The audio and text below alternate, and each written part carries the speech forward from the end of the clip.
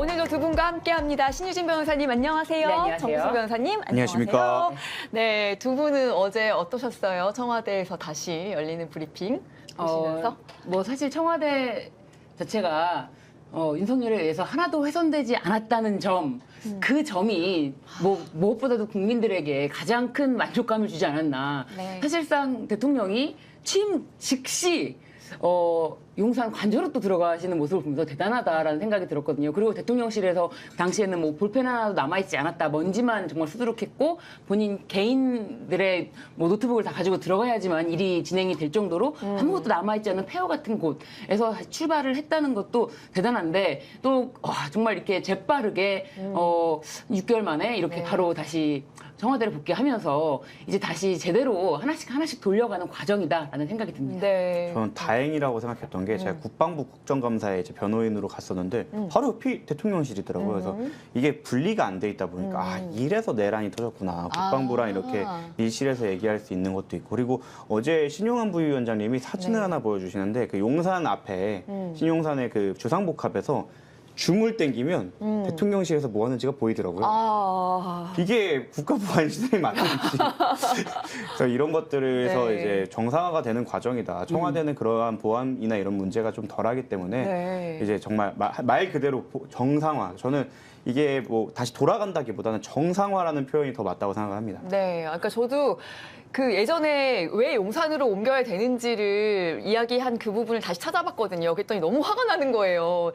그 완전 반대로 했잖아요. 뭐 소통하기 위해서 그다음에 뭐 청와대가 무슨 제왕적 권위의 무슨 상징이다 뭐 이렇게 얘기했는데 완전히 본인들이 왕놀이를 거기서 하고 있었다는 거. 그래 너무 화가 나더라고요. 그러면서 어쨌든 말씀하신 대로 이재명 대통령이 진짜 6개월 만에 이제 관저도 지금 이번 크리스마스 때 다 옮긴다는 거죠. 아니요, 이제. 관저는 이제 네. 차츰 시간을 두고 필요하다. 왜냐면 관저 같은 경우는 이제 좀 더 보완할 부분이 있어서 좀 더 시간을 두고 옮긴다 이런 얘기가 있습니다. 일단은 이제 네. 거기서 춘추관에서 이제 브리핑 먼저 기자들 먼저 이제 그쪽으로 와서 브리핑하게 됐다라는 거 정말 이제 앞으로의 청와대 시대 다시 한번 이제 기대를 해보겠습니다. 오늘 아침 두 분이 주목한 이슈 한번 들어볼게요. 네, 저는 어제 네. 박한수 전 계엄사령관이죠. 네. 재판 과정을 쭉 지켜본 네. 그 이분 뉴스에서 또 저한테 또 브리핑을 계속 보내줘요. 예. 재판 진행 과정에 대한 아주 상세한 브리핑을 또 저만 받는 게 보내주거든요. 아니었군요. 이분 뉴스. 네. 아마 100명 정도 뭐 연락처 있는 사람들에게 다 뿌릴 거예요. 네, 네. 예, 그러면서 이제 박한수가 이제 사실상 재판에 나와서도 그렇고 그동안에 나와서 했던 말 자체가 굉장히 바보인 것처럼 바보 놀이를 막 하다가 네. 그다음에 본인은 계엄 당시 명령 완전 수능 분위기였다. 수능이란 말을 계속하면서 그 자신은 오히려 네. 호고령, 처단 이 단어를 보고 놀랐다는 거예요. 네. 그래놓고 자신은 마치 명령에 수능 했던 것처럼 하지만 이제 국회에서 계엄 네. 해제가 되자마자 자신의 부하 직원에게는 오히려 일 머리가 없다. 네. 일이 되도록 해야지. 지금 뭐 안 되도록 하자면 어쩌자는 거냐. 이렇게 타박하는 모습. 그러니까 사실은 이자는 철저하게 계엄을 위해서 일을 했던 자인데 자신의 모습을 싹 숨기고 마치 바보인 것처럼 하면은 좀 어떻게 보면 면죄를 받지 않을까? 그런 코스프레를 하고 있는 모습이 너무 화가 났습니다. 네. 네네. 네. 네. 변호사님은요? 저는 뭐 이따 다루겠지만 아무래도 저희가 그 강혜경 씨나 김태열 소장님에 대한 그 변호인을 하다 보니까 어제 명태균, 김영선 사건 사실 제가 오늘 못 올 뻔했습니다. 어제 재판이 만약에 길어졌으면 재판부가 하도 그 재판이 길어지다 보니까 이틀을 잡아요. 그래서 네. 월요일 날 안 끝나면 화요일까지 하겠다 해서 화요일은 제가 담당이었는데 다행히 어제 끝났습니다. 이 재판이 왜 길어지냐? 현장에 가면 명태균 씨가 그 특검에서는 되게 협조적인 것처럼 보이잖아요. 근데 본인 재판에 가면 각을 엄청 세웁니다. 어제도 고성이 오갔고 손가락질과 사태질. 이 난무하는 과정에서 그거를 분노한 검사가 반격을 하고 그거를 중재하는 판사님 때문에 되게 늘어졌다고 하더라고요. 그래서 제가 조마조마했습니다. 내일 가야 되는데. 맞아요. 예, 그거 네. 그래서 결과가 나온 거는 나중에 다루겠지만 그 부분이 저는 가장 인상 깊었다. 네, 이따가 다룰 텐데 저희 대표님이 어제 정수성 변호사님이 내일 나오실 수 있을지 없을지 모르겠다 뭐 이런 말씀하셨었거든요. 그래서 이제 무슨 일인가 했더니 정구승 변호사님 오셨으니까 뮤지션 제이님도 불러야죠. 뮤지션 제이님 일어나세요. 네, 모닝입니다. 굿모닝. 아직 기상을 못 하셨을 네. 겁니다. 뮤지션 네. 제이님 기다리고 있습니다. 만삭이셔가지고 출석 때문에. 부르겠습니다, 앞으로. 네. 피곤하실 때니까. 네, 피곤하시죠. 네, 오늘 하루 정도는 이제 좀 쉬셨으면 좋겠고요. 크리스마스도 다가오는데. 네, 지금 우리가 이렇게 얘기 나누고 있는 이 시간에도 지금 굉장히 바쁜 사람이 있어요. 네, 지금 장도경 의원이 대란 전담 재판부 설치 법안에 지금 필리버스터를 24시간 채울 것 같거든요. 어떻게 보십니까? 이 체력 대단하네요. 체력 하나는. 아니 나는 본인의 말을 오늘 이제 네. 앞에 멘트가 윤석열의 말로 시작했지 않습니까? 장동혁의 말을 장동혁에게 돌려주겠습니다. 네. 똥을 물에 풀어도 된장이 되지 않습니다. 자기 당에 대한 얘기 아닌가요? 이게 뭔 소리야. 필리버스터를 이렇게 열심히 하고 한다고 해도 뭐 정상으로 돌아갈 수가 없다. 이 당은 이미.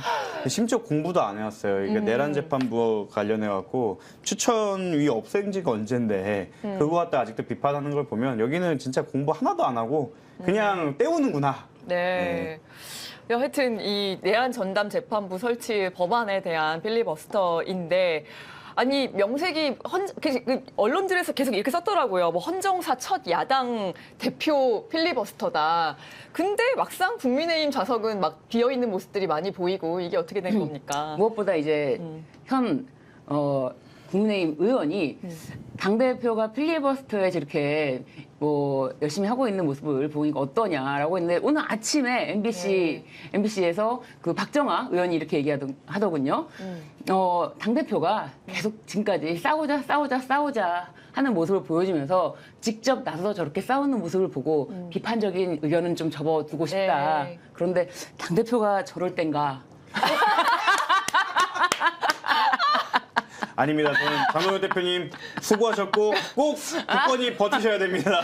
응원합니다. 네, 이 응원합니다. 국민의힘 의원들이 당대표가 저럴 땐가 지금 당이 지금 산으로 가고 있는데 아닙니다. 당 대표님 그 대선까지 꼭 버티셔야 됩니다. 지선이 문제가 아닙니다. 대선까지 대선까지 와 길게 필리버스터처럼 그렇죠. 꼭 완주하시기를. 네, 아니 말도 안 되는 말 아까 뭐 똥을 물에 풀어도 된장이 되진 않는다 이런 말까지 하다가 무슨 노무현 정신까지 언급하고 막 이러는데 진짜 그 뭐 국민의힘 사람들은 어떨지 모르지만 저희 국민들은 지금 어떻게 보고 있을까요? 잠을 못 자서 혼미하신 것 같아요. 네, 그냥 네. 시간을 채우기에 급급하다. 그리고 헌법책이랑 이런 거 들고 나오셨는데 뭐 판사님이셔갖고 저보다 공부를 훨씬 잘하셨겠지만 저보다 좀 너무 일찍 붙으셔서 공부한 걸 많이 까먹으신 것 같아요. 그래서 이번 기회에 헌법 한번 다시 읽어보시면 무엇을 잘못하고 있는지 잘 알게 될 거라고 생각하시지만 그래도 네. 버티셔야 됩니다. 네. 아 너무 코미디인 게 이제 본인이 이 책을 어떤 책을 들고 갈지에 대해서 다 언론에 이미 다 가기 전부터 브리핑을 했어요. 사실 별로 안 궁금한데. 네, 기자들에게 자기가 어떤 책을 들고 갈 건지에 대해서 얘기를 했는데 이게 다 코미디입니다. 네. 뭐 성낙인 교수의 헌법학이라든지 뭐 어떻게 민주주의는 무너지는가 계엄에 의해서 무너지죠. 네. 내란에 의해서 무너지죠. 어떻게 민주주의는 무너지는가 이런 책을 통해서 말하고 싶은 건 오직 국민에게 네. 이 내란, 계엄 이런 걸로 인해서 민주주의는 무너지는데 우리는 그거를 극복해내고 있는 과정이다. 그런데 여전히 장동혁은 똥을 들고 와서 국회에 투척하는 모습을 보이고 있다. 네. 아니 그게 무슨 그 목적은 내란 전담 재판부의 설치의 그 위헌성을 지적하는 거였잖아요. 지적하려고 근데, 했던 거잖아요. 네. 그런데 두 분은 어떻게 보셨어요? 그 내용상으로 봤을 때는? 내용상은 내란이 사실상 아니다라는 자신의 그 의견을 정확하게 이야기하는 그 자리라고 생각한 것 같아요. 아직 헌법과 법률 절차 위반에 의한 계엄일 뿐 이거는 내란이라고 볼 수 없다는 게 본인의 생각이라고 합니다. 네. 내란이 아니기 때문에 내란 전담 재판부가 안 된다는 논리예요. 아. 네네. 그 보수 언론에서 이제 장동혁이 바뀌겠구나 하고서 사설을 엄청 해서 이제 분위기를 다 만들었는데 거기에 똥을 또 뿌리셨죠. 아니 내란 아닌데 파면도 내가 볼 때 잘못된 것 같은데 헌법재판소 보고 준사법기관이라고 그래서 뭐지? 이분이 그 89년 헌법이 아니라 그 전 헌법을 공부하셨나라는 생각이 들 정도로. 그리고 사실 이번에 내란재판부 설치법에 대해서 헌재는 오케이 의견을 냈었고 이번에는 대법원 측이나 법원 측 입장을 대폭 반영했기 때문에 위헌적인 부분이 많이 삭제되었다고 봅니다. 물론 그럼에도 불구하고 피고인 측에서는 위헌법률 심판 제청을 할 거고 그게 안 되면 헌법소원까지 할 거예요. 근데 지금 그 전에도 공수처 체포 갔다가 계속 그랬던 거 헌법재판소가 다 이제 기각이나 각하를 했던 걸로 기억합니다. 헌법재판소가 이거 올라오면 자기네가 빨리 끝내겠다라는 거에 대해 동의했기 때문에 뭐 올라온다고 하더라도 큰 문제 없이 합헌 처리되지 않을까 싶습니다. 네. 한편 이 서울고법은 2026년도 사무분담에서 총 16개의 형사재판부 구성하되 그중에 이제 2-3개의 형사항소부를 전담재판부로 지정을 할 계획이라고 하는데요. 이걸로 지금 충분할 거라고 보세요? 일단 지금 두세 개 정도. 어쨌든 내란 전담재판부에 대해서 법률이 있고 예규가 있지 않습니까? 그리고 아이고 죄송합니다. 네, 예, 급한 데서 법률이 있고 차별하고 이제 전화 온 거. 네. 예규가 있는데 그 법률 지금 수정안이 다시 이제 추천위원 구성 자체를 또 빼버리고 판사회에 전권을 맡기는 이 상황에서 사실상 지금도 내란 전담재판부 법률이 네. 왜 그러면은 예규랑 달리 그렇게 꼭 필요한가에 대한 의문을 제기하시는 분들도 계세요. 네. 지금 여기서 우리 이거 광고 가야 되겠다. 네, 지금 이게 끊임없이 여기서 네. 돌리고 저기서 돌리고 그러네요. 지금 저희 이제 끼고 있는 이 마틴 프로 플레이 X 여기서 지금 전화가 지금 정확하게 들리고 있습니다. 광고가 들리고 있습니다. 네. 누군가가 갑자기. 지금 블루투스 해놓은 거죠. 누군가가. 네. 어디로 연결된 걸까요? 네. 이어폰을 오래 끼고 있으면 귀가 아프고 답답해지는 경험 누구나 하고 계실 텐데요. 이젠 달라질 수 있습니다. 바로 마틴 프로 플레이 X가 있기 때문이죠. 네, 단 3g입니다. 정말 안 낀 것처럼 가벼운 이어폰 착용한 순간부터 존재감이 사라지는데요. 그리고 가장 큰 변화는 바로 이 귀를 막지 않는 오픈형 디자인, 귀를 틀어막지 않기 때문에 장시간 착용해도 편안하고 주변 소리까지 자연스럽게 들려서 일상 속 불편함이 훨씬 줄어듭니다. 네, 음악을 들으면서도 누군가 부르면 자연스럽게 들리고 사무실에서, 카페에서, 거리에서 이어폰 때문에 답답하거나 위험할 일이 줄었어요. 게다가 이렇게 가벼운데도 이게 안 떨어집니다. 저도 이게 왜 신일 헤드뱅이 변호님이 이렇게 헤드뱅이. 특별한 기술이 있는 줄 알았는데 그냥 이 제품 자체가 떨어지지 않게 잘 돼 있어서 네. 잘 안 떨어지고 산책할 때, 러닝할 때, 지하철에서 고개를 돌릴 때도 안정적인 착용감을 유지합니다. 네. 마치 내 귀에 맞춰 만든 듯 편안하게 고정되는 느낌이라 서브 이어폰으로는 최적인 것 같아요. 맞아요. 39,900원의 서브 이어폰 가볍고 편안하고 안전하고 일상에 자연스럽게 스며드는 사운드 경험. 방금 저희도 여기를 통해서 지금 광고를 들었는데요. 당신의 하루를 더 편하게 만드는 이어폰 리빙25를 검색하시거나 더보기란의 구매 링크로 구매해주세요. 근데 여기 나왔던 소리가 굉장히 충격적이었어요. 임신이래. 맞아. 저도요. 그래서 깜짝 놀랐어요. 광고인데 그래가지고 내란 전담대표로 지금 얘기하고 있는데 지금 갑자기 귀에서는 임신이래. 막 이런 얘기가 들려가지고 그 정도로 방송을 하고 그 뮤지션 제이님인 줄 알고. 네.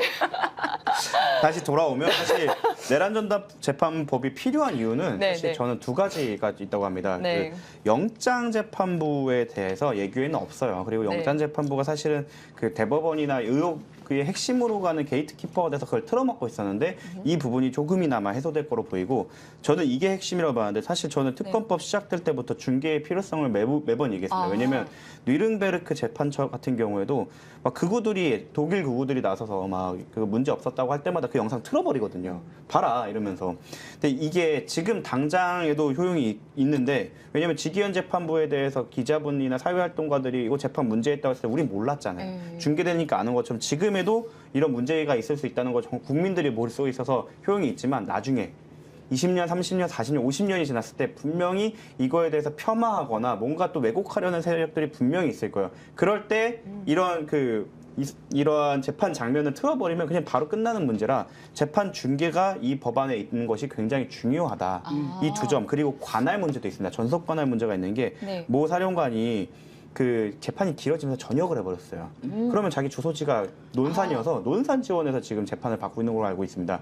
거기에 활동가나 시민 그리고 이게 감시와 감독이 적을 수밖에 없어요. 이런 상황에서 내란 재판이 이루어지는 건 말이 안 되기 때문에 이 내란 재판 특별법을 통해서 서울고법, 서울중앙으로 그 전속 관할로 해놓은 것은 이런 효용이 있다. 꼭 그러니까 실익이 없다라고 표현하시는 분들이 있는데 이런 실익이 있다는 점을 꼭 알고 계셨으면 좋겠습니다. 그렇군요. 그러니까 원래 추천위원회가 있었는데 그 부분은 이제 수정안에서 완전히 바꾸면서 서울고법 판사회의가 이제 판사 요건에 대한 기준을 마련하고 어쨌든 이 판사회의가 결정적으로 이제 의결을 해서 전담대표 판사를 보임한다라고 이제 규정이 되어 있어요. 그러니까 전국 법관회의를 아예 배제를 해버렸어요. 전국 법관회의에 대해서 뭐 얘기가 있잖아요. 뭐 정치적 편향성이 있다 이런 얘기까지 있기 때문에 아예 그런 거 다 빼고 그냥 판사회의에서 그냥 다 의결할 수 있도록 했는데 사실 이렇게 되면은 그런 게 있어요. 이게 위헌법률심판 제청 뭐 꼭 간다 하는데 판사들이 자신들이 판사 회의에서 결정한 거예요. 이걸 구성을 결정했는데 담당 법관이 그렇다면은 우리 재판부에 위헌법률심판 제청이 왔으니까 이거를 보내야지라는 결정을 바로 하기에는 자신들이 이제 구성된 바로 판사회에서 결정된 구성이기 때문에 이 부분에 대한 부담은 있을 것이다. 그래서 뭐 전국 법관회의 다 빼버리고 근데 판사들끼리 구성하게 한 점에 대해서 오히려 옆에서 결정했는데 내가 이거를 위헌법률을 보낸다고 직접 이게 재판부가 직접 위헌법률을 보내는 거랑요. 재판부는 보내지 않아도 사실상 이 피고인이 재청 신청을 했기 때문에 본인이 이제 헌법소원으로 보낼 수도 있어요. 이제 헌법재판소법 68조 2항에 따라서 이걸 헌법소원으로도 갈 수 있는데 이렇게 될 경우 재판 정지 안 되거든요. 그래서 저는 이거 판사들이 바로 위헌법률 심판 제청하기 어렵겠다. 그 부분이 굉장히 포인트가 아닌가. 그래서 아마 재판 중단이 안 될 것이다. 그런 점이 좀 더 이번에 바뀐 점이 아닌가 그런 생각이 좀 들어요. 더 의미가 있는 부분이군요. 알겠습니다. 자, 그러면 이제 명태균, 김영선 얘기해 볼 텐데 지금 정치자금법 위반 혐의로 기소가 돼서 각각 징역을 5년 구형이 됐어요. 둘 다 똑같이 5년인 거죠? 아니요, 명태균 씨는 여기에 추가로 증거인멸죄가 1년이 그래서? 추가돼서 총 6년이 구성이 됐고요. 그렇군요. 아마 예상하지 못했을 겁니다. 왜냐면 그 직전까지만 하더라도 페이스북이나 이런 데서 막 거짓이 밝혀졌다면서 엄청 신나했거든요. 근데 증인들을 유리한 증언들을 많이 모은 것 같아요. 뭐 참고인이나 증인들한테 아직도 카톡 엄청 보내고 있습니다. 아직도? 그래서 저희는 그거 그냥 쭉 지켜보다가 그거 그대로 캡처해갖고 재판부에 제출을 했거든요. 그리고 이게 증언이나 이런 것들을 유리하게 받아내는 것도 사실 좀 세련되게 해야 판사님 입장에서도 이게 사실인가 싶은데 너무 명태균의 시나리오대로만 얘기하게 해서 누가 봐도 신빙성이 떨어지게 했고 객관적 물증이 너무 많지 않습니까? 이런 부분에 대해서 그리고 재판할 때마다 이제 검찰이랑 각을 세워서 손가락질 하면서 싸웠거든요. 이제 그거에 대해서도 아마 재판부에서도 판단을 할 거예요. 재판이나 수사에 그렇게 불협조한 거 그리고 보석 때 나와갖고 이제 이곳저곳에 방송에 나다니면서 계속 이렇게 어떻게 보면 민주주의의 적으로서 행동한 것들이 있어서 좀 중형이 예상되고 있습니다. 그리고 6년을 구형했다는 거는 조금 형사 변호사로서는 어떤 의미가 있냐고 말씀을 드리면 보통 반으로 깎더라도 3년 정도 나오거든요. 그러면 집유가 안 나와요. 이런 법정 구속의 가능성이 매우 높다는 얘기고 법정 구속이 된다는 건 명태균 씨가 지난번에 구속됐다가 나올 때 페이스북에 이렇게 썼어요. 굶주린 사자, 콜로세움에 갇혀있던 굶주린 사자가 나왔다. 이제 뭘 물어뜯을지 모르겠다. 라고 했는데 그 콜로세움으로 다시 들어가야 됩니다. 그리고 이제 문제는 재판이 진행됩니다. 특히 이제 오세훈 시장의 재판이 시작되는데 지금까지는 밖에서 그냥 이제 좀 여유 있게 이제 증인으로 나올 거라면 이제 수위 있고 굶주린 사자가 되어 콜로세움에서 덕으로 바짝 품은 다음에 증인으로 나와야 되는데 이제 그걸 감당할 수 있을지. 그리고 이준석 씨 같은 경우에도 요즘에 페이스북에 막 무혐의 불송치됐다고 신나하시던데 그걸 기사를 잘 보셔야 돼요. 명태균과 관련된 게 아니라 거기에 대해서 허위사실 공표했다는 게 아마 제가 알기로는 불기소가 된 걸로 알고 있는데 이 뒷단, 그러니까 명태균과 관련된 거에 대해서는 제가 어제도 전화를 받았어요. 한 번 더 참고인 조사하자. 이준석에 대한 명태균 건은 아직 끝나지 않았다. 서울청에서 계속하고 있고 그리고 명태균의 협조가 없어서 지금 그 수사가 지지부진했는데 콜로세움으로 들어갔습니다. 이제 협조가 될 수도 있어요. 강혜경 씨 변호인이시잖아요. 강혜경 씨는 어떻게 됐나요? 맞아요. 강혜경 씨는 이 재판은 안 들어요. 김태열 소장만 들어가 있고 김태열 소장은 2년 6개월에 2년 6개월 김태열 소장에 대한 것 때문에 오늘 못 나왔다는 그렇군요. 저희가 이제 공익 제보를 했고 아예 자백을 그냥 저희는 여기에 대해 전혀 다투지 않겠습니다라고 저희는 처음부터 납작 엎드려서 얘기했고 오히려 저희가 의견을 낸 거는 명태균 씨의 증인들이 얼마나 편향되었는지를 밝히는 의견과 그리고 지금까지 공익 활동을 해왔던 거를 해서 그 의뢰인의 이익을 위해 납작 엎드리는 전술을 취했고 좋은 결과가 있을 거라고 예상하고 있습니다. 그럼 강혜경 씨는 언제 선고가 되나요? 강혜경 씨는 별도의 사건이 있고요. 그 사건 같은 경우는 김영선 씨가 그러니까 창원에는 합의부가 2개밖에 없어요. 근데 한 분이 선관위원장 맡고 있잖아요. 그래서 이쪽을 못 가요. 아이고. 그래서 다른 재판부에 있어야 되는데 그때 재판에서 제가 제일 좀 놀랐던 게 자기가 하루에 30페이지밖에 못 본다.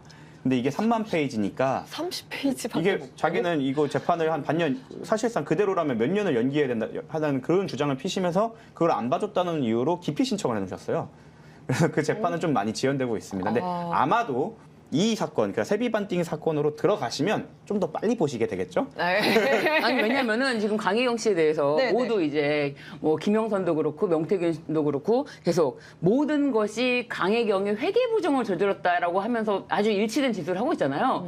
그런데 이제 강혜경 씨로 인해서 사실상 이 사건이 밝혀진 거지. 저는 이 사건이 명태균의 말로 밝혀진 게 아니라고 보거든요. 아니죠. 예. 최초에는 이제 박형광 기자가 이 사건을 밝히려고 애썼고 그리고 이 사건을 밝히는 데 있어서 가장 공을 세운 분이 강혜경 씨거든요. 네. 그래서 강혜경 씨는 그 정말 많은 공격과 사실상 지금 이 재판에서도 뭐 김영선과 명태균 같이 함께 일했던 사람들이 모두 다 강혜경 씨에게 덮어 씌우는 걸로 자신들의 책임을 떠나려고 하는 건데 이거는 지금 뭐 5년씩 구형이 됐기 때문에 이 부분에 대해서는 명태균이 더 큰 소리를 낼 수밖에 없을 것 같아요. 네. 이게 그렇게 된 이유가 명태균 씨가 신용불량이라 본인 계좌를 못 썼어요. 그래서 강혜경 씨 계좌를 썼거든요. 그쵸.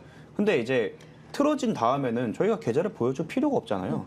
그래서 저희는 계좌 내역에서 이게 얼마만큼이 명태균에게 흘러가는지 저희는 알고 있어요. 네. 근데 그냥 여기는 자기는 신불자라 계좌 안 썼으니까 아 나는 돈 받은 거 없어라고 외치지만 초과로 흘러간 돈 저희는 알고 있습니다.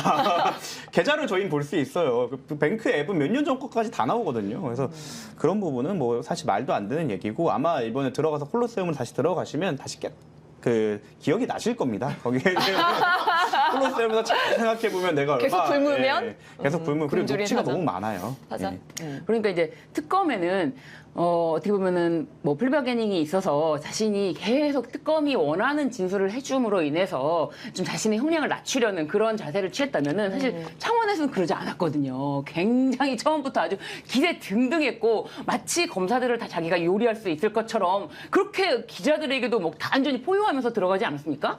그렇기 때문에 창원에서 더 검사들이 이렇게 이 부분에 대해서는 김영선과 같이 사실 명태균은 공직자가 아니거든요. 공직자가 아님에도 불구하고 똑같이 5년을 구형했다는 거는 그만큼 창원에서 명태균의 행동이 반영되지 않았을까. 얼마나 그 재판이 정말 어수선했냐면 정말 일어나서 욕설 뭐 하고 막 손가락질하고 이래갖고 네. 저는 배석 판사님의 목젖까지 보일 정도로 그게 어머. 너무 웃겨갖고 왜냐면 진짜 들었다 놨다 갑자기 검찰이 수사를 잘하긴 했어 하다가 진일파도 진일경찰도 이 정도는 아니었어 하면서 막 소리를 지르는 거예요. 근데 그게 제가 바로 옆자리잖아요. 원래 피고인 변호인이니까 이 그 템포를 못 따라가겠어서 화냈다가 웃겼다가 화냈다가 달랬다 이런 거 그게 계속됐거든요. 그래서 재판이 그래서 좀 늘어졌는데 네. 이번에 들어가시면 이제 악만 남으실 거라 이제 그 다음 수사들이 정말 재밌게 화냈다가 웃겼다가 그러면 다 재판부가 일동 다 웃음이 진짜 웃겨요. 근데 실제로 명태균이? 네, 명태균의 실제로 꽤 엄밀수가? 웃깁니다. 제가 그래도 옆에서 깐족깐족 많이 했거든요. 아 이 정도 안 아프시면 보석을 굳이 해드려야 되나요? 막 이러면서 그때마다 정말 그때 지팡이를 안 들고 있어서 다행이지 제가 많이 깐족거렸습니다. 예. 네, 네. 지금 그러니까 중계가 안 되니까 이런 재판 같은 경우 그쵸. 진행이 좀 이렇게 엉망으로 산으로 간다고 할 때 사실상 국민들은 모르는 거예요. 모르죠. 그렇기 때문에 중계가 그만큼 중요하다. 특히나 이거는 뭐 정치자금법 위반 사건이지만 내란 사건에 중계가 빠지면은 우리가 어떻게 재판이 진행되는지 그 텍스트로 보는 거랑 한번 맞습니다. 걸러서 듣는 거랑 실제로 중계 화면을 보는 거랑은 너무 다르거든요. 네, 사실상 이제 직위원 재판부 같은 경우도 직위원도 이제 본인의 휴대전화 내역과 그 택시 이용 그 기록이 압수수색이 되지 않았습니까? 그게 압수수색이 되고 나서 좀 분위기가 이전과는 달리 좀 바뀌었다라고 하는데 사실 바뀌었다라고 하는 게 이제 재판을 쭉 전 과정을 지켜본 사람으로서는 느낄 수 있을지 몰라도 아직까지 공개되고 있는 재판 모습에서는 변호인들한테 많이 끌려가는 모습이 아직도 보여지기 때문에 이거 중계는 무엇보다 중요하다 그런 생각이 듭니다. 네, 그러니까요. 진짜 중계의 중요성을 느끼게 되는데 어제 있었던 재판은 저한테 좀 기뜸을 해주시면 제가 나중에 시나리오에 한번 왜냐면은 이런 게 진짜 블랙 코미디일 것 같아요. 그쵸? 저도 직접 가진 않았지만 거기 갔다 온 변호사가 혀를 내두르면서 전화 통화할 때 형 또 그랬어 이러는 걸 보면 비슷하지 않았을까 싶습니다. 웃어야 될지 울어야 될지 네. 모르는 그런 상황들 정말 영화감인 것 같습니다. 그 오세훈 시장 재판이 오늘 2시에 중앙지법에서 그 공판 기일이 열리는데 뭐 피고인 출석 의무가 없으니까 당연히 안 올 걸로 예상이 돼요. 정확히 얘기하면 공판 준비 기일이고요. 아, 준비 네, 기일이요? 앞으로 네. 우리 공판 어떻게 할 건지 아, 준비를 네. 하는 기일입니다. 근데 그거를 연기해달라고 했더라고요. 근데 저는 이게- 연기해달라고요? 근데 당연히 안 됐을 거고 이해가 안 되는 게 공판 준비기일은 가서 뭐 하냐면 앞으로 공판 어떻게 하실 거예요? 날짜 언제 되세요? 변호인 시간 캘린더 한번 핸드폰 보시고 이거 하는 날이고 그 증인 몇 명 부를 겁니까? 이랬을 때 아직 저희 뭐 기록을 못 봐서 이러면 거기에 그냥 날짜만 몇 개 잡아놓읍시다. 이렇게 해도 이런 거 하라고 하는 건데 이거를 연기를 하려고 했다. 네. 그건 이 재판이 너무 빨리 끝날 수도 있겠다라는 그 포석을 좀 둔 게 아니에요. 왜냐하면 생각보다 오세훈 시장 관련해서는 부를 증인이 많지 않아요. 명태균 씨, 뭐 강철원 부시장에 플러스 알파로 아무리 많이 붙여봐야 뭐 강영 씨를 비롯해서 10명 안 짝일 거거든요. 하루에 2명씩 한다고 하면은 공판 5번에 끝나니까 선고까지 6번 잡는다고 하고 한 달에 만약에 2번씩 한다고 그러면 잘못하면은 그 선거 전에 1심 선고가 나올 수도 있어요. 그렇기 때문에 오세훈 변호인단은 최대한 어떻게든 시간을 끌어보려고 했으나 실패했다. 네. 그래서 저는 말씀드리는 게 시간 너무 끌다가 2월 선고 이후로 명태균 씨 선고 이후로 가면 그 콜로세움에 도끼가 오른 명태균이 올 수도 있으니까 좀 빨리 하는 게 나쁘지 않을 수도 있다. 그리고 또 오랫동안 갇혀 있어도 도끼는 또 쌓이거든요. 네. 예, 거기 바짝 오른 명태균을 만나느니 빨리 하는 게 나을 수도 있다.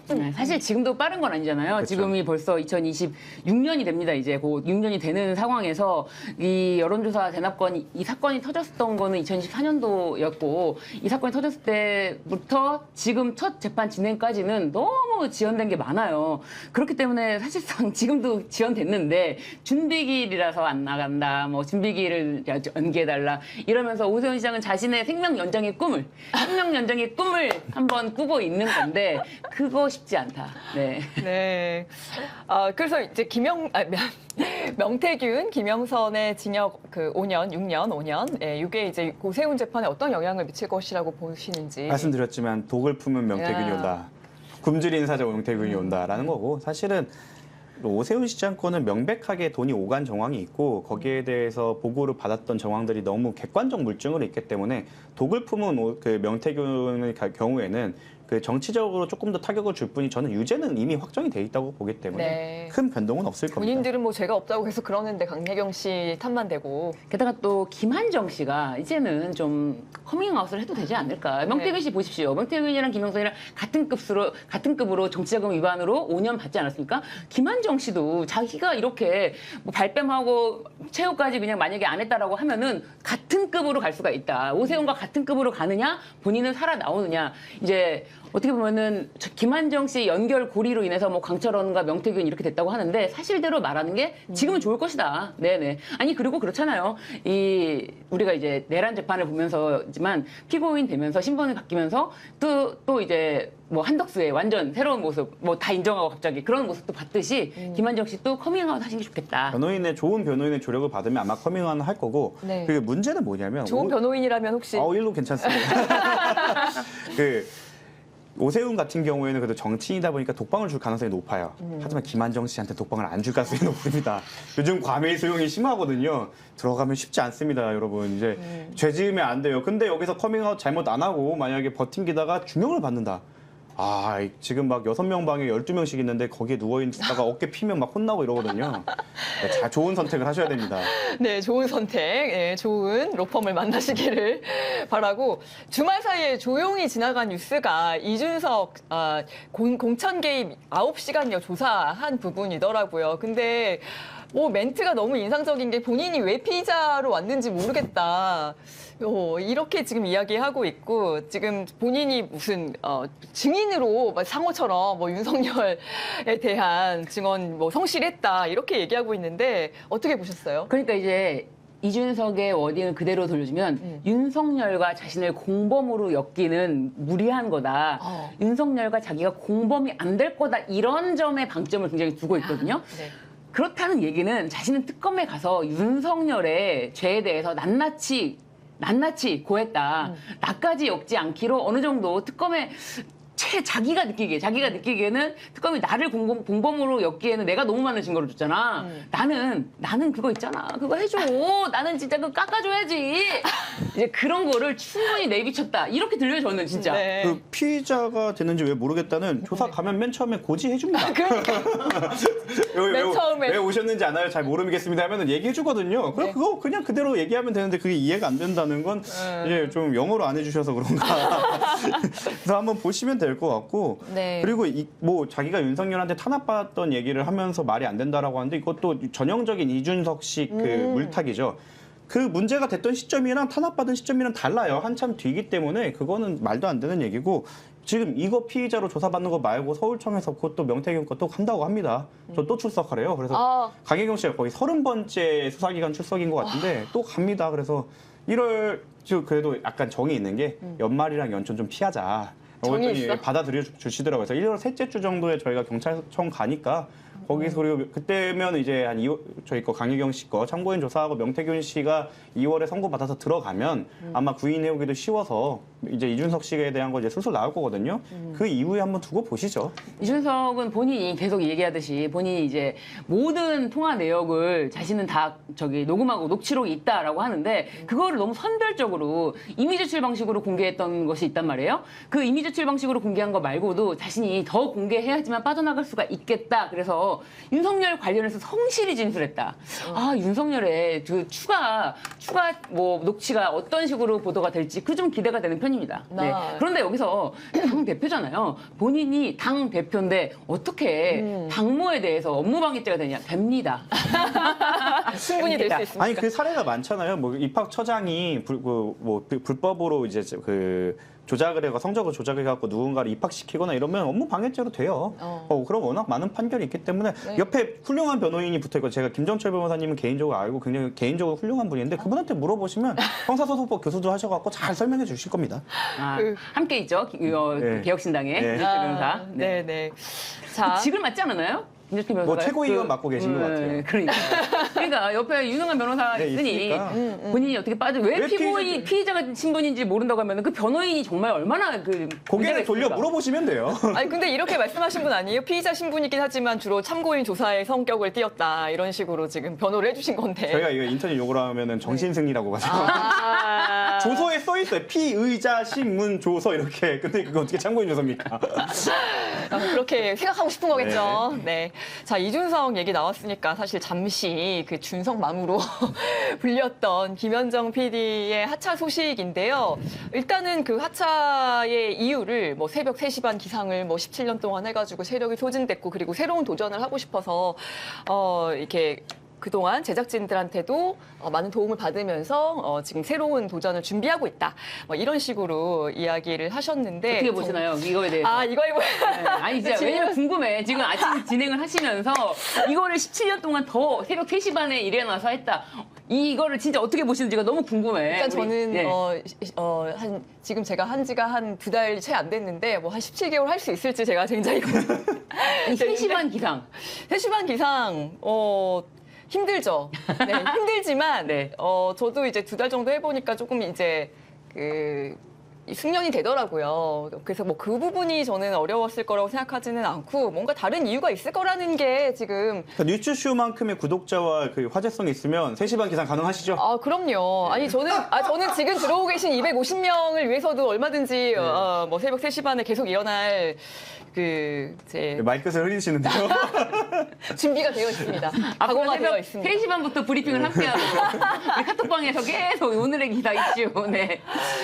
그래서 이제 그만두게 된 이유에 대해서 여러 사람들이 많은 이야기를 하고 있는데 뭐 이재명 대통령도 이제 뉴스쇼를 좀 콕 집어서 비판한 부분이 있었고 한 적이 있었고 그건 이제 이재명 대표 시절인데요. 네, 그건 대표 시절이죠. 곧바로 그 부분에 대해서 페이스북에 올렸다가 삭제를 하면서 그거는 네. 실무적으로 올렸던 그러니까 책임자 관리자가 올렸다가 삭제된 것이다. 본인이 직접 한 게 아니다. 이렇게 다시 한번 언론에 다시 보도되기도 했습니다. 그리고 네. 이게 제가 CBS에도 고정이 하나 있어서 네. 듣고 왔는데 예. 네. 그 퇴직을 하신 건 아니에요. 네, 알아요. 그냥 휴직을 네. 하신 거고 그리고 거기에 제작진분들이 다 김현정 사단이라고 불리는 분들이어서 그분들이 다 같이 이제 뭔가를 준비를 해서 뭔가 새로 런칭을 하려고 한 것 같더라고요. 그래서 그냥 진짜 3시 반에 일어나는 게 힘든 걸 수도 있겠다. 시간대로 옮기거나 아니면 아예 비정기적인 프로그램을 만들 수도 있기 때문에 네. 그냥 이렇게 이 정도로 우리가 시간을 들여서 이거에 대한 평가를 할 필요는 없을 것 같다. 네. 근데 그래도 준석맘이라고 불렸던 그런 건 있었잖아요. 네. 저는 그렇게 생각해요. 사실상 뭐 김현정 PD가 김현정의 뉴스쇼라는 이름을 걸고 하는 거라서 모든 책임을 지는 거지만 다 이준석에 대해서 한 번쯤 우호적인 시각을 가졌던 사람도 있었잖아요. 사실상 허나 지금 지금 직책을 맡고 있는데 전 대표도 마찬가지고 사실상 지금 왕성하게 활동하시는 김영남 전 의원도 마찬가지고 개혁신당에 함께 몸담았던 사람들 그리고 이준석을 조금이나마 뭐 쇄신이라고 봐서 그런지 지지했던 사람들이 다 존재했던 거는 팩트다. 그 팩트에서 자유롭지 못한 사실상의 이제 그 책임에 대해서 본인들이 나중에 커밍아웃을 하면서 이거는 좀 잘못됐던 부분을 정확하게 지적을 하면은 다 받아줍니다. 아니 허은하 대표도 지금 당직이 아니라 아니죠. 이제 청와대 그 들어갔었죠. 청와대에서 직을 맡고 일을 하고 김영남 의원도 계속 어쨌든 간에 많은 분들의 사랑과 지지를 받고 많은 방송 활동을 하듯이 그런데 문제는 김현정 PD 단독의 문제가 아니라고 생각해요. 이 CBS에서도 충분히 이준석에 대해서 우호적인 감정을 가진 사람들이 존재했을 수 있다. 그렇다면 그것에 대해서 공식적으로 어떤 표명을 해야 되는데 아무 일도 아니었던 것처럼 계속 넘어가려고 하니까 그게 사람들이 걸리는 거예요. 아니 그냥 넘어간다고? 그냥 넘어간다고? 이게 여러 차례 이제 그쪽에서는 밝혔던 것이 뭐 자신들은 그 이준석 측에서 준 그 자료를 그대로 쓴 것이 아니다라고 하면서도 밝혔지만 계속해서 의심이 가는 부분이 있고 사실상 굿모닝 충청에서는 그 이준석과 관련해서를 떠나서 그 CBS에서 특히 김현정 뉴스쇼에서 그 썸네일을 굉장히 이제 이재명 대통령에 대한 어떤 비하적인 정말 그냥 비판이 아니라 비하하는 정도의 수준의 발언을 썸네일로 뽑았던 것들을 쫙 모아놓은 게 있어요. 굿모닝 충청에서는. 근데 그게 너무 심했다. 너무 심했다라는 거를 나도 느끼고 너도 느끼고 모든 사람이 느낄 수 있었던 상황이었단 말이에요. 그렇다면은 그냥 지금도 마찬가지예요. 지금도 아무 일이 없었던 것처럼 이렇게 그냥 슥 지나갈 것이 아니라 방송 보도에 대해서는 이제 좀 어느 정도에 대해서 뭐 사실상의 문제점이 있었다는 부분을 어느 정도만 얕뜨기 가게 설명했어도 국민들이 이렇게 여론이 싸늘하게 식지 않았을 것이다. 그러니까 우리가 뭐 솔직히 진짜 뭐 PD 화창한 거를 이렇게 다룰 이유도 없는데 이제 말씀하신 그 부분 때문인 것 같아요. 예, 그냥 뭐 체력 소진이다, 뭐 이렇게 새로운 도전이다 이렇게 말하고 그냥 좀 넘어가려고 하는 그 부분이 좀 걸려서 좀 짚고 넘어가 봤습니다. 하지만 저는 CBS를 사랑합니다. 모닝에터 더 사랑해주세요. 네. 오늘 제이님 아직 안 들어오셨나? 질문하는 기자 오랫동안 나갔었거든요. 이정주 기자랑 방송도 하고 그래서 그 분위기를 아는데 어쨌든 이 부분에 대해서는 전적으로 김현정 PD의 단독 책임으로 넘기고 이거를 넘어가는 게 오히려 좋지 않은데 저는 그런 부분에 대해서는 좀 지적을 하고 싶어요. 네. 알겠습니다. 자, 그리고 뭐 어제 저 헤드라인이었죠. 민주당이 통일교 특검 전격 수용하겠다. 그래, 콜 받아. 이렇게 지금 했잖아요. 저는 거기에 멈추면 안 된다고 생각합니다. 콜이 아니라 네. 묻고 더블로 더블. 그 얘기 나오더라고요. 네. 통일교는 오케이. 신천지도 가자. 그리고 사랑제일교회도 가고 우리 한번 네.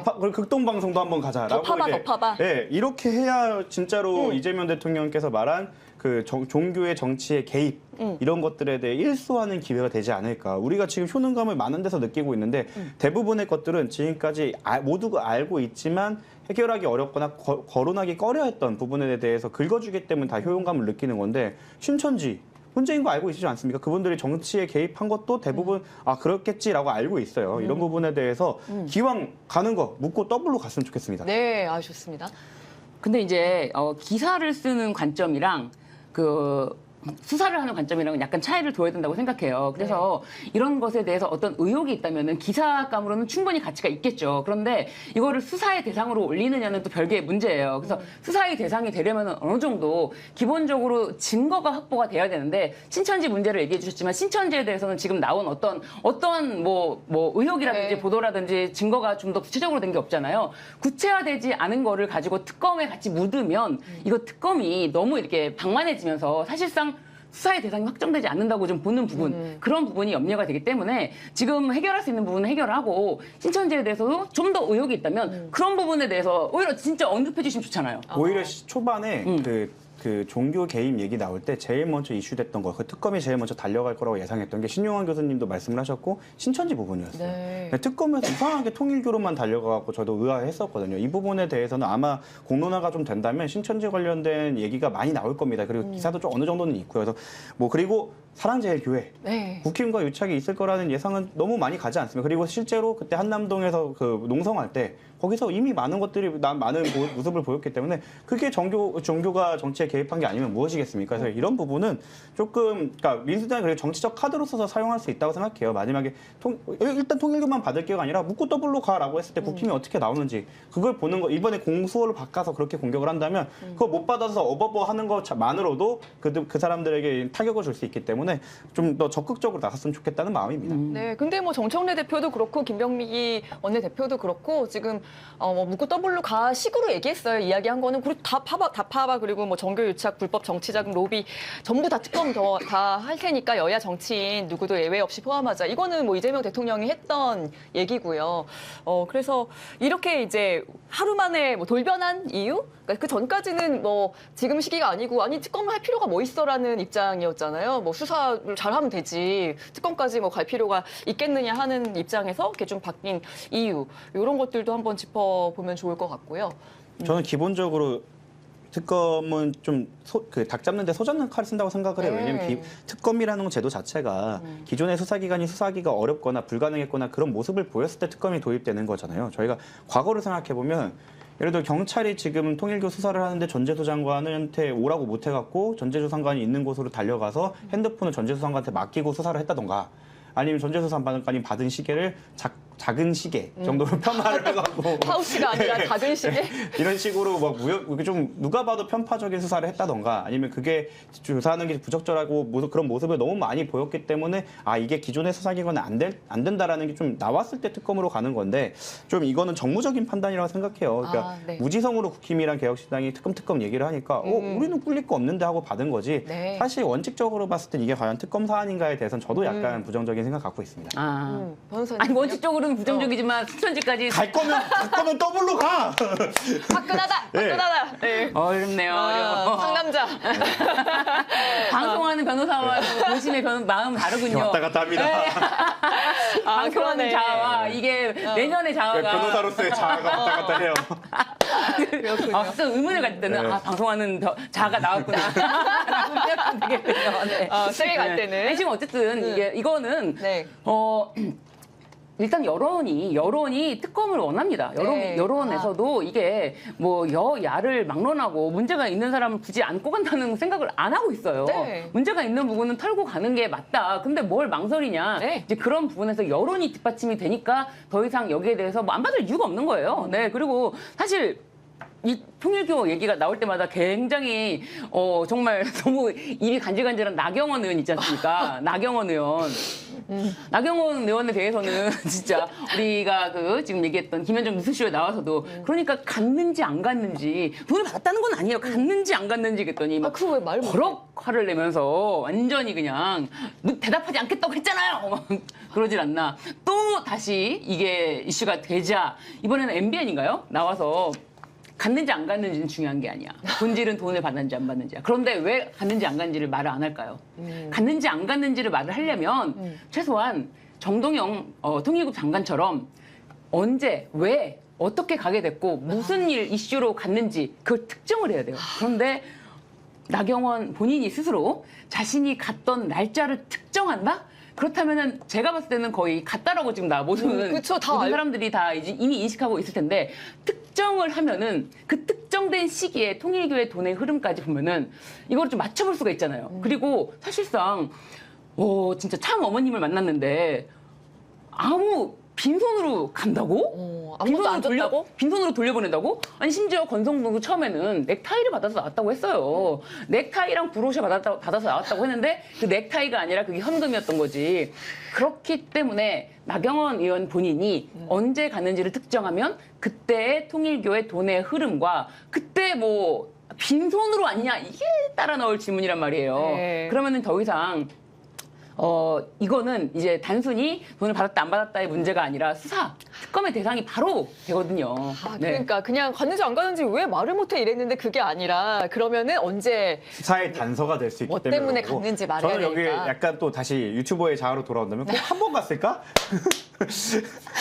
한 번만 갔겠어 기억을 못 해. 측정이 안 되는데 할 수도 있는 거기 때문에 그런 부분이 있기 때문에 말하기 곤란한 게 아닐까. 갔다고 얘기하면 몇 번 갔는지 언제 어디서 어떻게 갔는지 막 이거를 다 말해야 돼서 본인은 다 알고 있을 힘들다. 거예요. 어떻게 갖고 무슨 얘기를 했고 뭘 다 알고 들고 있을 거예요. 나왔는지. 그리고 여기서 안 갔다라고 말 못하는 거 분명히 이거 증거 나올 게 있다는 걸 본인도 아는 겁니다. 아, 네네. 어디까지 얘기해야 될지를 본인이 확정할 수가 없는 거예요. 아니 보통 그렇거든요. 증거가 나오면 그때 진술이 따라 나와야 되는데 본인 같은 경우는 증거가 아직 특검에서 얼마큼 있는지를 몰라. 근데 본인이 먼저 그걸 측정해주면은 본인이 완전 내가 바본 줄 알아? 지금 이러고 있는 거예요. 절대 말 안 할 거야. 특검 해야 되겠습니다. 네, 특검 기대해 보겠고요. 지금 그래서 뭐 그래 받아 콜. 그럼 양당 모두 이제 특검 필요성에 대해서는 의견을 같이 했지만 지금 또 미묘하게 또 어떻게 해야 되는지 방식에 대해서는 차이를 보이고 있는데 어떻게 다른 건가요? 이제 추천 누가 하느냐, 어떤 방식으로 하느냐부터 시작해서 제가 볼 땐 국힘이 받기가 힘들 거라 생각합니다. 그러니까 구체적인 내용 갖다가 트집을 잡으면서 이거 이래서 못해 이러면서 계속 그럼 발 뺀다고요? 결국에는 이 이슈에서 도망갈 거라고 저는 예상을 하고 이 개혁신당도 못 받을 거라고 생각하고 많이 질렀는데 이거 당시 가장 핫했을 때 당시 통일교가 로비 제일 심하게 했을 때가 당대표가 누구였는지를 생각을 한다면 이제 좀 그쪽에서도 혹시라는 얘기가 나올 수도 있어요. 그래서 저는 이렇게 떠들썩하게 제가 가자고 하는 이유도 어차피 안 받을 거고 이거 특검 가기가 쉽지가 않을 거다. 분명히 안이 조정이 가다가 이제 좀 좌초가 되고 지방선거 선거 국면으로 바뀔 거라고 저는 생각합니다. 저는 특검 이거는 될 것 같아요. 될 그러니까 것 같아요. 이게 그냥 흐지부지 된다면 사실 국민 여론이 지금 60% 넘게 특검 하라예요. 근데 60% 넘는 국민에게 특검을 하겠다고 당대표가 얘기를 하고 이거를 국민의힘에서 안 받아서 못해. 이렇게 하면 이거 뭐 가만히 있겠어요? 여론이 가만히 두지 않습니다. 선거가 요즘은요. 눈앞인데. 아니 선거를 떠나서 말에는 정치인의 말에는 책임이 따라야 되잖아요. 근데 정치인의 말에 책임 없이 공허한 말을 하는 건 국민의힘은 오케이. 국민의힘은 늘 그랬으니까. 국민의힘은 자신들이 말했던 것도 금방 뒤집어요. 그런데 정청래 당대표가 나서서 특검을 하겠다라고 말을 했고 여론이 받쳐줘. 그런데 결국엔 국민의힘 핑계를 대면서 안 할 수 있는 빠져나갈 수 있는 카드는 없다라고 저는 그렇게 생각합니다. 합의된 안은 나오지 않을 거예요. 네. 네, 만약 진행된다고 하더라도 민주당 단독안으로 통과. 왜냐면 나머지 당들은 아무리 모여 3석짜리이기 때문에 자기네가 통과를 못 시킬 거고 국민의힘도 통과시킬 의지가 없어서 만약에 통과가 된다면 민주당 단독안으로 진행되지 않을까 싶습니다. 근데 저도 이제 뭐 이 부분에 대해서 뭐 다른 뭐 프로그램에서 하는 얘기 들었는데 그러니까 결국 못 받을 거다 국민의힘이 이런 얘기를 또 누가 하시더라고요. 그래서 야 정말 나는 정치 이거 뉴스 맨날 보면서 모르겠다. 이 사람들은 도대체 무슨 생각을 하고 생각이 없다.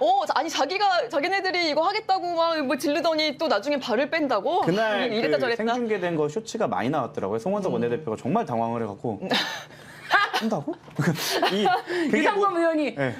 유상범 의원이 저 민주당이 받는답니다.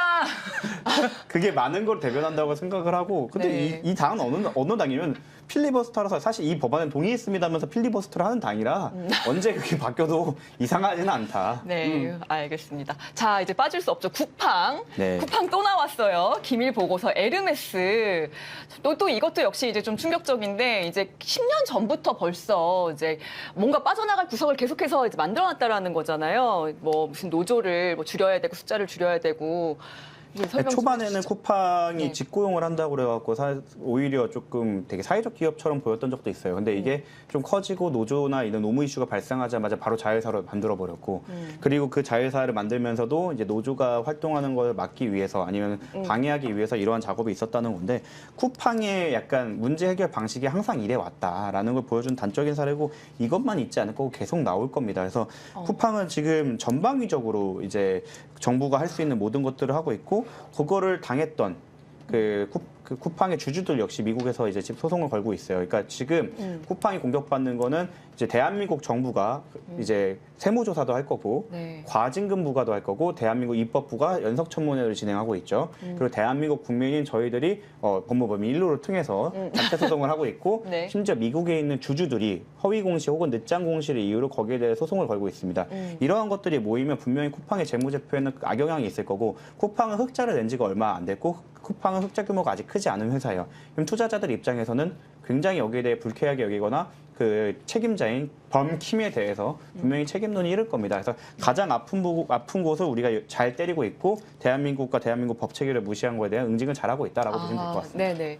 지금 공개된 것이 네. 2015년에 쿠팡 에르메스 보고서라는 것인데요. 이 쿠팡 에르메스 보고서는 이 에르메스가 뭐 가방 브랜드로 다 유명해서 알고 계시겠지만 사실상 전령의 신이라고 합니다. 그렇기 때문에 로켓 배송 기사들을 네. 상대로 한 그런 문건이다라고 볼 수 있는데 여기에 에르메스 보고서 옆에 괄호 열고 회사 구조 변경 분할 이런 식으로 하면서 이 로켓 배송 기사들에 대해서 어떻게 할 것인가. 그런데 이 배달 인력들이 많아지면은 이제 노조 결성 가능성이 높아지고 그렇게 되면은 뭐 대규모 유통업법에 따른 과징금까지 예상이 되기 때문에 그러다 보면은 CEO가 형사처벌 받을 가능성이 높아진다. 이게 2015년도에 이미 진짜 오래됐어요. 사실상 중대재해처벌법, 중대재해기업 처벌법도 2022년도에 시행이 됐는데 그 훨씬 전에 2015년도부터 노조를 막고 그리고 CEO가 책임지는 범위를 최소화시켜야 된다라고 하면서 아주 조직적으로 움직였던 거예요. 그렇기 때문에 어떤 경우에도 김범석에게는 타격이 없게 해라. 이런 게 벌써 10년 동안 계속 이거를 해왔기 때문에 이 조직에서는 단 한 번도, 김범석은 단 한 번도 쿠팡 사건을 계기로 국회에 출석한 적이 없는 거죠. 치밀하게 이거를 대국민 사기극이라고 저는 봐요. 네. 그러니까 마치 고객의 편리를 위해서 쿠팡 로켓 배송 기사들을 뭐 직고양하고 그런 것처럼 하지만 아니다.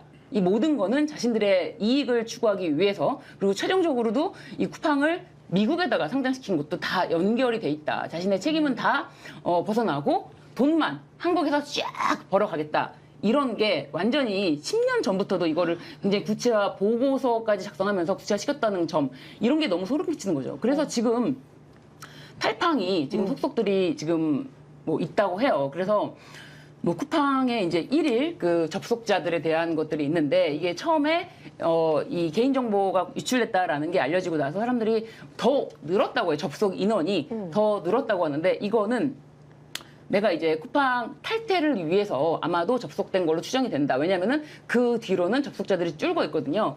그럼에도 불구하고 사실상 지금 나오죠. 한국에는 쿠팡 못 끊는다고 했는데 지금 보도가 나오는 걸 보면은 10월 이후 이용자 수가 최저 수준이라고 합니다. 그래서 계속 줄고 있다고 해요. 그럼에도 불구하고 너무 많죠. 하루에 접속 인원이 1,400만 명. 1,400만 명. 줄었는데도 지금.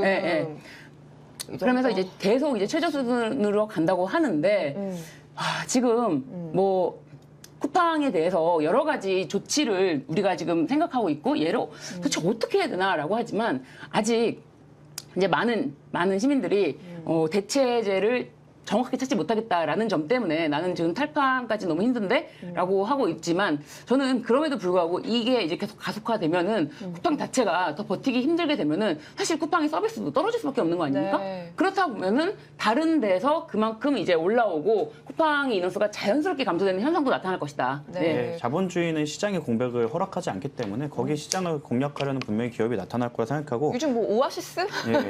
많이들 쓰시더라고요. 그리고 또. 쿠팡 같은 경우에는 지금 제가 사실 2021년에 국토부 의뢰를 받아갖고 택배 관련해서 표준계약서 도입하는 거에 대한 자문 의뢰를 받은 적이 있었어요. 네. 그래서 다른 회사들은 국토부에서 시켰고 그 표준계약서를 만들 때도 많은 택배사들이 다 합류를 해서 의견을 개진했기 때문에 그대로 받아들이진 않더라도 조금 자기 의리하게 바꿨다가 욕을 좀 먹었죠. 근데 그런 걸 했는데 쿠팡은 씹었거든요. 네, 아직도 표준계약서 도입하는 안에 하고 있는 걸로 알고 있어요. 그만큼 그래요? 진짜 아나모인으로 그러는데 말씀하신 것처럼 전방위적으로 때린다고 하면 저는 꼭 탈팡은 본인의 의사라서 탈팡을 하지 않더라도 이렇게 전방위적으로 때리는 쿠팡 입장에서도 법을 지켜가면서 하는 게 더 기업 존속에 유리하겠다라는 판단이 설 거고 사실 핵심은 저는 그래서 꼭 저희 일로가 아니더라도 그 단체 소송이 중요하다고 생각합니다. 지금 저희가 27만, 뭐 다른 데 합쳐갖고 5만, 뭐 10만 해갖고 다 합쳐도 100만이 안 될 거예요. 그래봐야 3,700만 명 생각하면 몇 퍼센트 안 됩니다. 네. 이게 3,700만 명이, 3,400만 명이죠. 네. 3,400만 명이 모두 집단 소송에서 10만 원씩 받는다 하면 3조 4천억이에요. 예, 이게 뭐냐, 타격을. 타격이 엄청 클 겁니다. 그리고 이제 이런 일이 있을 때마다 앞으로 입법부는 이제 집단소송제 도입하고 이렇게 해갖고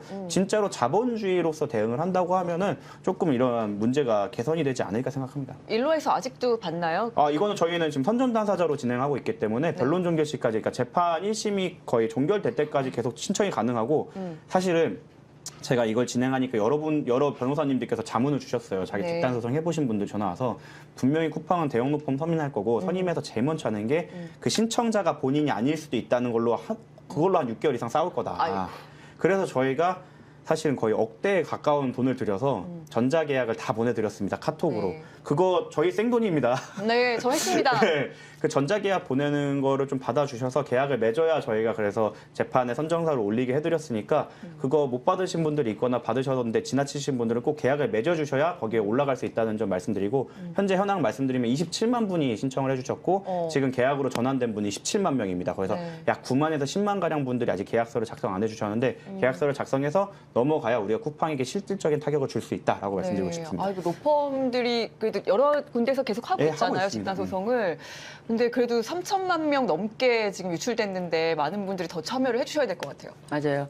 그래서 지금 쿠팡에 대해서는 서울지방국세청에서 조사 사국, 정말 재계 저승사자라고 불리는 조사 사국에서 쿠팡의 이제 세무 조사를 착수했다고 합니다. 네. 근데 이게 쿠팡이 이렇게 2015년도 조직적으로 자신들의 어떤 이익을 극대화시키고 노조 결성을 와해하면서 이 세금 문제에 대해서는 깔끔할까? 그렇지 않을 거라고 보거든요. 그렇기 네. 때문에 쿠팡에 대해서 여러 가지 타격을 입게 되는 현상이 계속 나올 텐데 사실 뭐 많은 시민들이 걱정하시는 부분은 쿠팡 대해서 이렇게 하는 건 좋은데 쿠팡에서 실질적으로 일하시는 분들은 어떻게 되는 것이냐, 그리고 쿠팡을 이용하는 그 뭐 플랫폼 이용자들은 어떻게 되는 것이냐, 이런 걱정도 많이 하고 계세요. 그래서 이런 것까지 좀 어떻게 보면 단계적으로 일이 진행돼야 되지 않을까 싶어서 이런 것들이 할 수 있는 거는 다 하되 일은 단계적으로 진행될 것이다. 그렇기 때문에 여러분들도 탈팡을 지금 당장 하라는 건 아니지만 탈팡을 할 경우에 내 인생이 사실 저도 이제 탈팡을 하고 삭제까지 했거든요. 앱을. 네. 앱을 삭제하면서 느낀 거는 약간 그런 건 있어요. 이게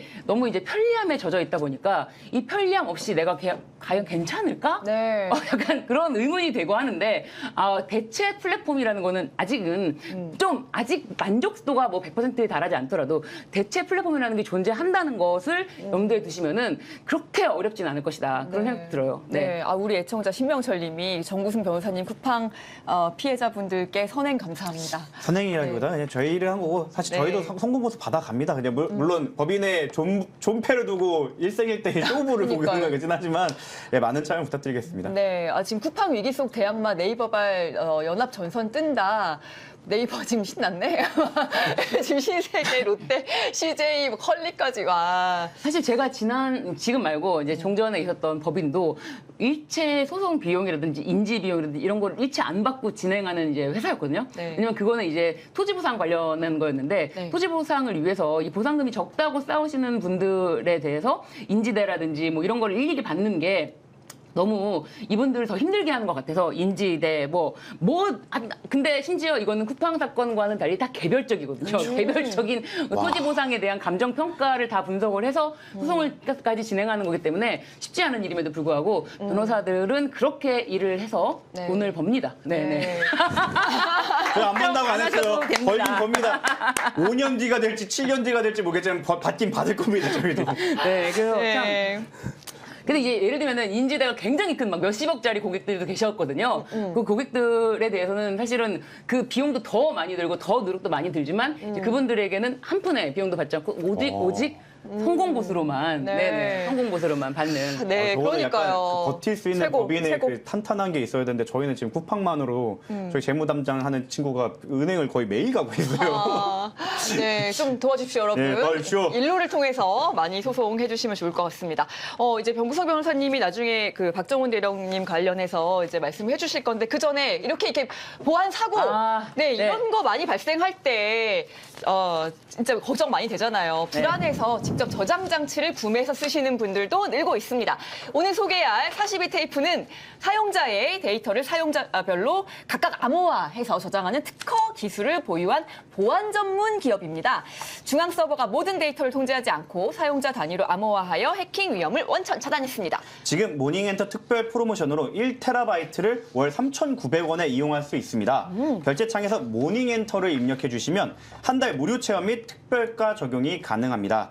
무료 체험 중 언제든지 취소하시면 비용이 청구되지 않습니다. 우와! 네, 지금도 매일의 소중한 순간들을 사진, 동영상, 문서 등 여러 형태로 핸드폰, 메모리카드, 클라우드 등 여러 가지 여기저기 흩어져 놓고 저장하고 계실 텐데 42 테이프는 대용량을 지원하면서도 매우 저렴하기 때문에 우선 백업 용도로 한번 써보시는 것을 추천드리고요. 계속 쓰시다가 마음에 드시면 평생 요금제로 전환하면 단 한 번의 결제로 추가 비용 없이 계속 사용하실 수가 있습니다. 네, 저렇게 지금 녹색 창에 42 테이프만 쓰시면은 이제 연결되는 그 링크가 뜨거든요. 저렇게 가시면 되고 개인정보 보호와 보안을 최우선으로 평생 안전한 차세대 클라우드 스토리지 42 테이프 지금 42테이프.com으로 접속하시고 결제 화면에서 모닝 엔터를 입력해 보세요. 특별 할인가 꼭 만나보시길 바랍니다. 오늘 이제 저희 이번 주에 좀 방송이 내일 원래 수요일에 안 하는 날이고 목요일에 또 크리스마스여서 저희가 이제 방송을 안 할 것 같은데 네. 메리 크리스마스입니다. 네, 또 바쁘시겠지만 뭐 네. 계획 있으세요? 크리스마스는 네. 원래 가족과 함께. 가족과 함께 맛있는 거 네. 슈톨렌 드시면서 네, 네, 가족과 함께. 짐버와 슈톨렌. 저는 혹시 누군가가 대타로 부를 수도 있기 때문에 네, 야만케 야만케. 대기 중입니다. 네. PD 작가 여러분 네. 만약에 급하게 필요하시면 대기 중입니다. 와. 네, 뉴스공장 보고 계시나요? 네. 지금 총수도 안 계신데. 네, 아침에 오늘 일어나서 갔다 왔습니다. 눈이 좀 부어있긴 하지만 갈 수 있습니다. 뮤지션 제이님 오늘 출석 안 해주셔서 너무 서운해요. 서운해요. 다음에는 이거 알람 맞춰놓고 틀어놓기만 해주세요. 뮤지션 제이님 기다리겠습니다. 네, 기다립니다. 네, 그리고 그러면 뮤지션 제이님의 다음 활동도 우리가 또 응원해 드려야죠. 일단 네. 출산부터 좀 하세요. 출산 아직 몇 개월 남으셨잖아요. 네, 2월 말 3월입니다. 네, 순산하시기를. 그 전까지 밑작업으로. 네. 네. 그 응원하겠습니다. 보컬 트레이닝 그리고 결혼 축가 사실 기자분들이나 변호사 판사 축가를 저희가 진짜 많이 했어요. 그래요? 네. 두 분이 그렇게. 그리고 기자분들이 사실 저희 집에 와서 많이 레슨 받아서 갖고서 좀 사람 돼서 나갔거든요. 네, 아직 아기 초기 때는 아기가 나와서 신생아 때는 못 하겠지만 조금 크면 바로 가능할 겁니다. 네, 많은 관심 부탁드리겠습니다. 맞아. 이 얘기를 나중에 했었어야 했는데 박정훈 대령님. 맞습니다. 깜빡할 뻔했다. 제가 일요일에 박정훈 대령님을 만나서 이제 네. 사정을 듣다가 지금 좀 안 좋은 사정이 있어서 좀 전해드릴게요. 네. 현행 군사법원법 44조에 따르면 이제 내란, 외환, 간첩죄 등 몇 가지 상황에 대해서는 방첩사가 수사하게 돼 있고 군검사만 수사하게 돼 있습니다. 근데 내란죄 방첩사가 사실상 주범 중 하나잖아요. 네. 그럼 방첩사한테 맡길 수도 없고 그럼 군검사들이 해야 되는데 지금 수사검사 남은 게 4분이라고 하더라고요. 그러니까 공소유지에 7명이고 전체 40명 가운데 수사검사 4명, 공소유지 검사 7명 남아갖고 네. 지금 그 내란 특검이 끝나서 넘어온 사건 그리고 헌법정천 TF에서 넘어온 사건이 뭐 800개, 50개 이런 50명 이런데 이거를 수사할 수 있는 검사가 4명밖에 없다고 하더라고요. 그럼 이 와중에 군사 경찰들을 그러니까 박정훈 대령님을 위시로 한 조사본부 군사 경찰들은 그 군사법원법 44조 때문에 활동을 못 하고 있어요. 그래서 이제 국민 여러분들께서 박정훈 대령이 조사본부 갔으니까 이제 네. 명백하게 밝혀주겠거니 했는데 군사법원법 44조에 막혀갖고 지금 그걸 못 하고 있어서 네. 이거에 대해 공론화가 꼭 필요하다라고 했더니 법사위원실에서 제가 오늘 아침에 뉴스공장에서 얘기했거든요. 네. 법사위원장실에서 긴급 추진한다고 하니까 국민 여러분들께서 이거 꼭 관심 가져주셔서 끝까지 통과될 수 있게 빠르게 통과될 수 있게 해주시면 박정훈 대령님께서 아마 그 헌법존중 TF에 넘어왔던 내란 가담자들 숨어있던 내란 가담자들까지 다 잘 판단해 주실 거라 생각합니다. 네네. 지금 말씀해 주신 거는 아예 지금 21분 전에 딴지일보에도 바로 다 올라와 있는 네. 정부승 교수님의 나가고, 변호사를 네. 하고 왔습니다. 네. 이게 이제 공론화 돼야지 네. 국민들이 많이 관심 가져줘야지 또 해결될 수 있는 부분이라 여러분들 많은 관심 부탁드리겠습니다. 오늘 뉴스공장 갔다 오셨군요, 아침에. 그래서 좀 피곤해요. 네. 아니, 오늘 사실 또 못 나오시는 분이 한 분 있어가지고 저한테도 연락이 왔어요. 좀 땜빵을 해달라고. 근데 저는 이제 이걸 준비해야 돼가지고 못 갔는데 만날 갔으면 되게 재밌었겠다. 하고 그대로 여기 같이 오는 거죠. 그게. 거기서 만났으면 굉장히 재밌었겠네요. 네. 오늘도 두 분 너무 감사합니다. 네. 메리 크리스마스. 네, 네, 메리 크리스마스입니다. 네, 오늘 감사합니다. 구독자분들도 메리 크리스마스 잘 보내세요.